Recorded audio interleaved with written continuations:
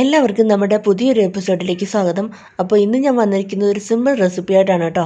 വെറും 3 സാധനങ്ങൾ ഉപയോഗിച്ച് ഉണ്ടാക്കാൻ പറ്റുന്ന ഒരു അടിപൊളി കുക്കീസിൻ്റെ റെസിപ്പി ആയിട്ടാണ്.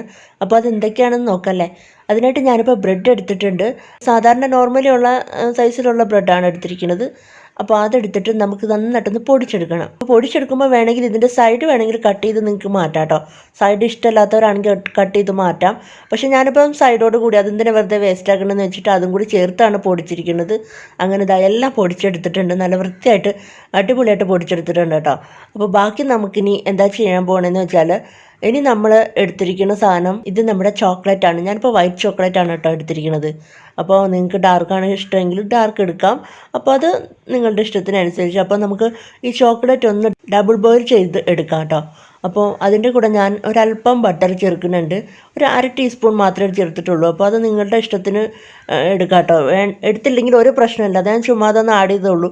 കുട്ടികൾക്ക് ഇഷ്ടമായതുകൊണ്ട് അങ്ങോട്ട് ചേർത്തന്നേ ഉള്ളൂ. ഡബിൾ ബോയിൽ ചെയ്തെടുത്ത നമ്മുടെ ചോക്ലേറ്റിൻ്റെ ആ മിക്സിലേക്ക് നമ്മുടെ ബ്രെഡിൻ്റെ പൊടികൾ അങ്ങോട്ട് കുറേശ്ശെ ആയിട്ട് ചേർത്തിട്ട് നന്നായിട്ട് മിക്സ് ചെയ്തെടുക്കാം.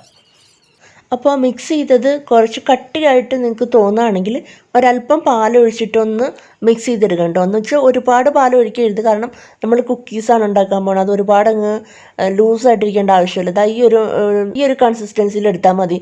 അപ്പം നമുക്ക് അത് ബേക്ക് ചെയ്യാൻ വേണ്ടിയിട്ട് ഒരു പാൻ സ്റ്റൗവിൽ വെച്ച് ഓൺ ചെയ്യുക. അതിനകത്ത് ഇതേപോലെ ഒരു സ്റ്റാൻഡൂടെ വെക്കുക കേട്ടോ.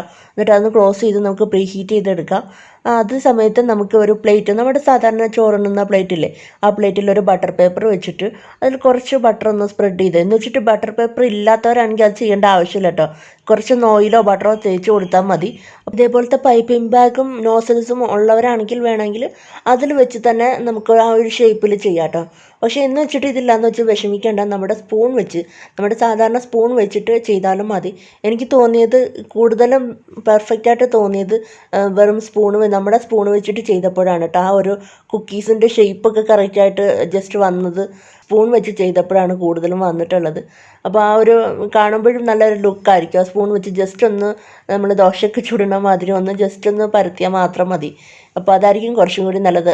അപ്പോൾ അതിൻ്റെ മുകളിൽ കുറച്ച് ചോക്ലേറ്റിൻ്റെ ചിപ്സ് ഉണ്ടല്ലോ, അതൊന്ന് ചുമ്മാ ഡെക്കറേഷന് വേണ്ടിയിട്ട് ജസ്റ്റ് ഒന്ന് ഇട്ട് കൊടുത്തിട്ടുണ്ട്. അപ്പോൾ ഇനി നമുക്കിത് ബേക്ക് ചെയ്യാൻ വയ്ക്കാം.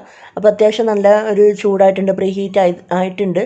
അപ്പോൾ നമുക്കിനി അടച്ചു കൊടുത്തിട്ട് വെയിറ്റ് ചെയ്യാം. ഏകദേശം ഒരു മണിക്കൂറോളം ആയപ്പോൾ നമ്മുടെ കുക്കീസ് റെഡിയായി വന്നിട്ടുണ്ട്. ഒരു പക്ഷേ ഇനി നിങ്ങൾ എടുക്കുന്ന ബ്രെഡിൻ്റെ എന്തെങ്കിലും ഒരു വ്യത്യാസം വന്നിട്ടുണ്ടെങ്കിൽ ചിലപ്പോൾ ടൈം കൂടുതലോ കുറവോ ആവാം കേട്ടോ. അപ്പോൾ ഒരു കാര്യം മാത്രം ശ്രദ്ധിച്ചാൽ മതി, ഇതിൻ്റെ കളർ നന്നായിട്ട് ചേഞ്ച് ആവുകയും ചെയ്യും. അതിൻ്റെ അടിയിൽ നിന്ന് നമുക്കിങ്ങനെ ഇളക്കി മാറ്റിയെടുക്കാൻ പറ്റും. അപ്പോൾ തന്നെ ഒരു എന്താ പറയുക, ക്രിസ്പി ആയിട്ട് വരും. അപ്പോൾ അത് ശ്രദ്ധിച്ചിട്ട് ചെയ്യാം കേട്ടോ. ഇനി ഞാൻ ചെയ്യാൻ പോണത് നമ്മളുടെ അതേ മിക്സ് ഉപയോഗിച്ചിട്ട് തന്നെ ഒരു കുഞ്ഞ് കേക്ക് ഉണ്ടാക്കാൻ പോകണം. കാരണം മക്കൾക്ക് കേക്ക് വേണമെന്ന് പറഞ്ഞ് ഭയങ്കര വാശിയാണ്. എന്തെങ്കിലും ഉണ്ടാക്കുമ്പോൾ കേക്ക് വേണമെന്ന് ഭയങ്കര നിർബന്ധമാണ്. അതുകൊണ്ട് ആ സെയിം മിക്സ് ഉപയോഗിച്ചിട്ട് നമുക്കൊരു കേക്കും കൂടി ഉണ്ടാക്കാം. അപ്പോൾ കേക്ക് ഉണ്ടാക്കുമ്പോൾ കുറച്ചും കൂടി ലൂസായിട്ടുള്ള കൺസിസ്റ്റൻസി വേണ്ടേ. അപ്പോൾ കുറച്ചും കൂടി പാലൊഴിച്ചിട്ടൊന്ന് മിക്സ് ചെയ്തെടുത്താൽ മതി.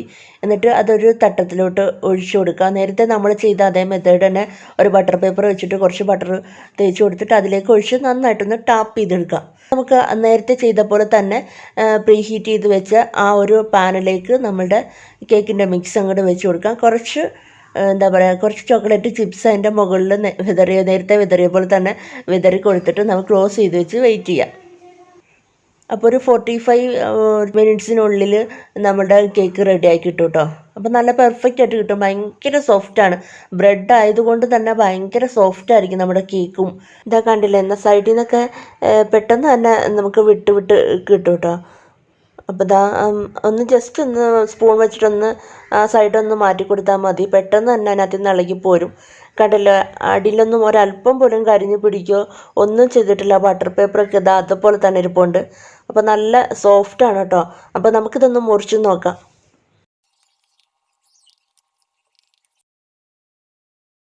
ഇതാ കണ്ടില്ലേ, ഭയങ്കര സോഫ്റ്റാണ് കേട്ടോ. ജസ്റ്റ് ഒന്ന് ടച്ച് ചെയ്താൽ തന്നെ അകത്തേക്ക് പോകും, അത്ര സോഫ്റ്റാണ്. അപ്പോൾ ഒരേ മിക്സ് ഉപയോഗിച്ച് നമുക്ക് കുക്കീസും ഉണ്ടാക്കാം, കേക്കും ഉണ്ടാക്കാം. അപ്പോൾ ബേക്ക് ചെയ്യുമ്പോൾ ഉള്ള ശ്രദ്ധിക്കേണ്ട ഒരേ ഒരു കാര്യം ഇത് മാത്രമാണ്. ചിലപ്പോൾ നമ്മൾ എടുക്കുന്ന ബ്രെഡിൻ്റെ അനുസരിച്ച് ചിലപ്പോൾ കൂടുതൽ നേരം ബേക്ക് ചെയ്യേണ്ടി വരും, ചിലപ്പോൾ കുറച്ച് നേരം. അപ്പോൾ അത് ശ്രദ്ധിക്കേണ്ടത് ഈ ഒരു കളർ ഷെയ്ഡിൻ്റെയും ആ ഒരു ക്രിസ്പ് ആയിട്ട് കിട്ടുകയും ചെയ്യും. അടിയിൽ നിന്നൊക്കെ ഇളക്കി ഇങ്ങനെ വരികയും ചെയ്യും. കണ്ടില്ലേ, നല്ല പെർഫെക്റ്റ് ആയിട്ട് കിട്ടുകയും ചെയ്യും. നമുക്ക് ആ സ്പൂൺ വെച്ച് ചെയ്യുമ്പോഴാണ് കേട്ടോ കൂടുതലും ഭംഗിയായിട്ടിരിക്കുക.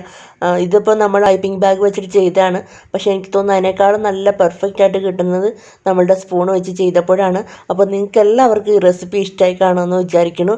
എന്തായാലും എല്ലാവരും ഒന്ന് ട്രൈ ചെയ്ത് നോക്കുക, എളുപ്പത്തിൽ ഉണ്ടാക്കാം. അപ്പോൾ ഇനി അടുത്ത നല്ലൊരു റെസിപ്പി ആയിട്ടോ നല്ലൊരു വ്ളോഗായിട്ടോ വീണ്ടും കാണാം. Bye, thank U.